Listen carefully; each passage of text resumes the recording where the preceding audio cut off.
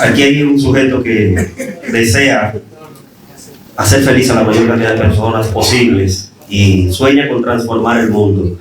Ha tomado como su aliado a la filosofía y será el último participante de esta tarde en estas segundas Olimpiadas de Filosofía de la Escuela de Filosofía de esta Facultad de Humanidades. Enrique Rafael Ureña Reyes. Y me dice por ahí que es de Mao.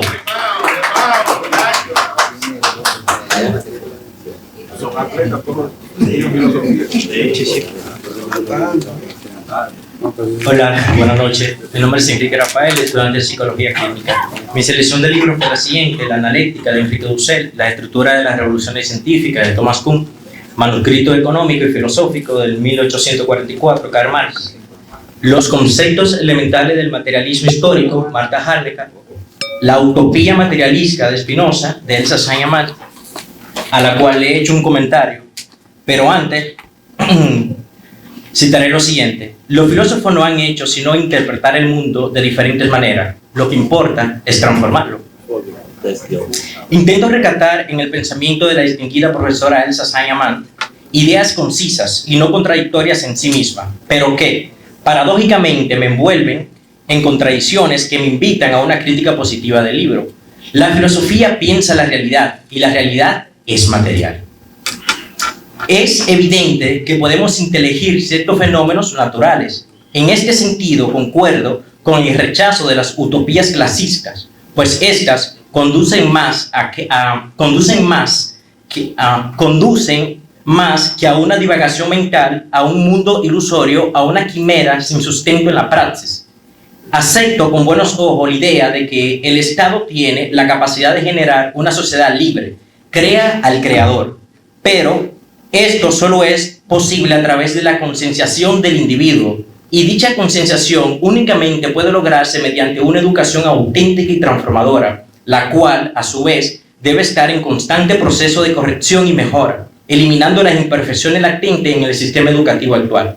Un ejemplo de esta deficiencia es la realidad del estudiante de psicología.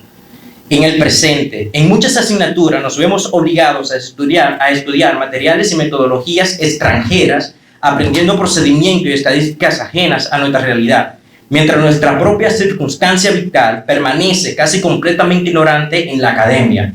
¿Cómo entonces despertar el pensamiento crítico en el estudiante dominicano?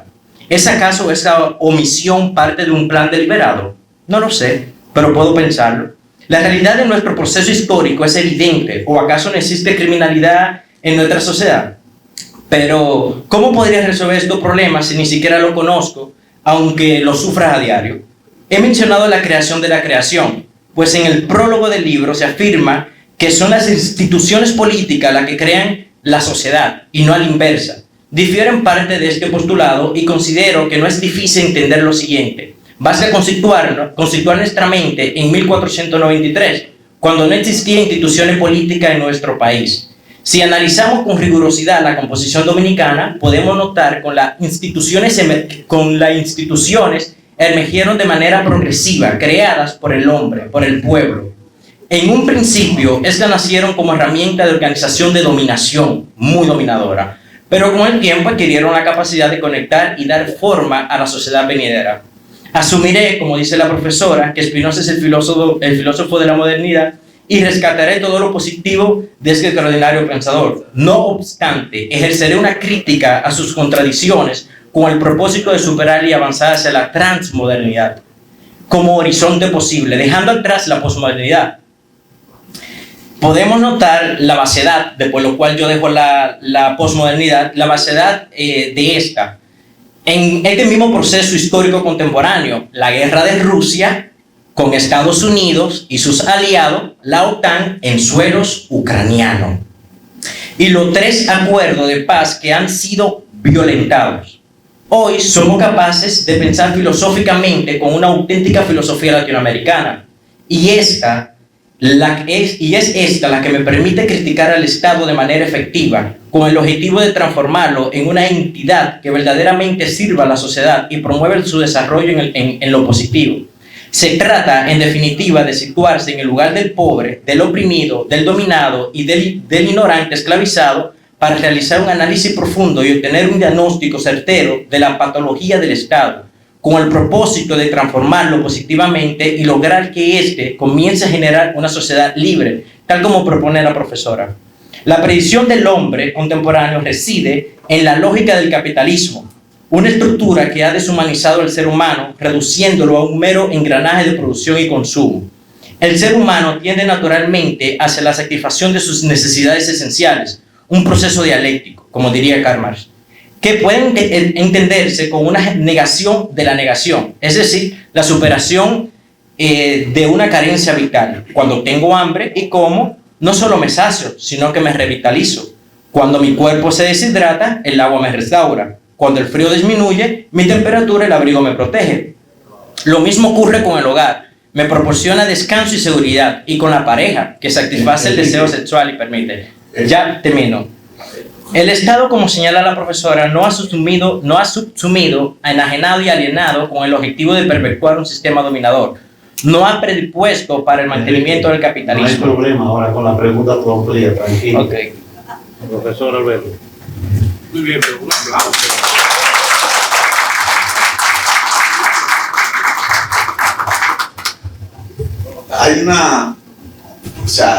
Hay una pregunta que nos hacen habitualmente por una anécdota que va de boca en oído, que es que a Albert Einstein le preguntaron una vez si creía en Dios. Sí, sí. Y él respondió que él creía en el Dios de Spinoza. Como usted ha leído el formidable ensayo de la profesora Elsa Sanamán acerca de Spinoza, usted tiene una idea general de cómo piensa Spinoza. ¿Cuál es ese Dios de Spinoza? La naturaleza. Toda la naturaleza. Deus sigue natural.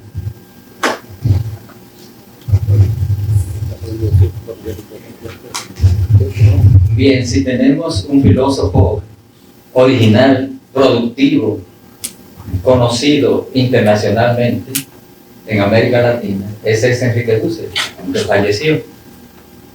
Y él quiere ir más allá de la dialéctica materialista, marxista. ¿Qué es lo que nos trae de nuevo con su método analéctico, Enrique Dussel? Bueno, realmente nos trae una descolonización. ¿Por qué? Porque es evidente, por ejemplo, en las exposiciones de aquí, nosotros tenemos un pensamiento eurocentrista. Nosotros pensamos bajo una lógica unívoca que me sume en el error. Entonces, Enrique Dussel, a través de la analógica, que también incorpora lo que es la dialéctica marxista, nos invita a un diálogo dialógico de la pluriversidad, no la universalidad, perdón. Bien, hace un momento usted decía, argumentaba sobre o criticaba el tema de que en el caso de psicología tengamos que recurrir a unos argumentos foráneos. Sí, sí. Entonces yo le pregunto, ya que usted tiene esa crítica, tengo entendido que considera que dentro de nuestro país tenemos figuras que pueden suplir esas necesidades. Claro, y no solamente eso, nosotros los estudiantes, porque nosotros los estudiantes deberíamos estar realizando ese tipo de ciencia en la calle. O sea, nosotros deberíamos estar en la calle buscando las estadísticas de la criminalidad de la República Dominicana, porque si yo no conozco mi problema, ¿cómo soluciono mi problema? La pregunta es, que parece que no me estoy viendo. Por ejemplo, ¿cuáles de esos psicólogos que usted conoce de nuestro país pueden suplir las necesidades de esos psicólogos, figuras extranjeras? Bueno, realmente psicólogo que se pueda conocer el señor aquí, porque por las redes, pero realmente no, y que lo invito públicamente. O sea, podemos trabajar. Por ejemplo, allá en Mao, justamente hace unos días nosotros en la alcaldía hemos propuesto lo que es el lanzamiento de nuestra Sociedad Intelectual de Psicólogos Universitarios de la Universidad del Centro de Guasmao. Y es con ese mismo propósito de nosotros lanzarnos a la calle y vamos a hacer estadística, o sea, vamos a trabajar porque podemos transformar el mundo. No me quiero quedar en ese mundo metafísico por ahí, eurocentrista. O sea, eso no hace nada, porque con eso yo no puedo lograr cambiar nada en mi país. y hay mucho mal en mi país y dentro de las aulas también. Enrique, dentro de los libros que tú postulaste, tiene la estructura de la revolución científica de Thomas Samuel Kuhn, donde él habla específicamente de los paradigmas, aunque se han demostrado que hay más de 22 significados sobre lo que es la edad del paradigma. Ahora bien, ¿por qué muere un paradigma según Thomas Samuel Kuhn?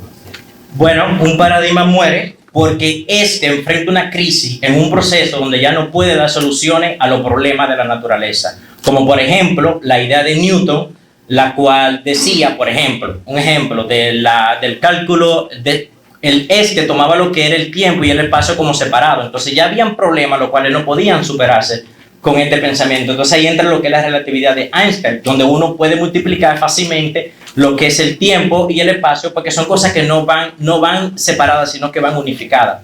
Entonces, simplemente esa contradicción en una crisis de una creencia paradigmática, o sea, lo que él llamaba una ciencia normal, que ya no puede dar soluciones a problemas evidentes. Entonces, surge otra comunidad de científicos, los cuales encuentran otro método con el cual da soluciones a esos mismos problemas de la naturaleza. Y ahí cambia el paradigma. Bien, bien.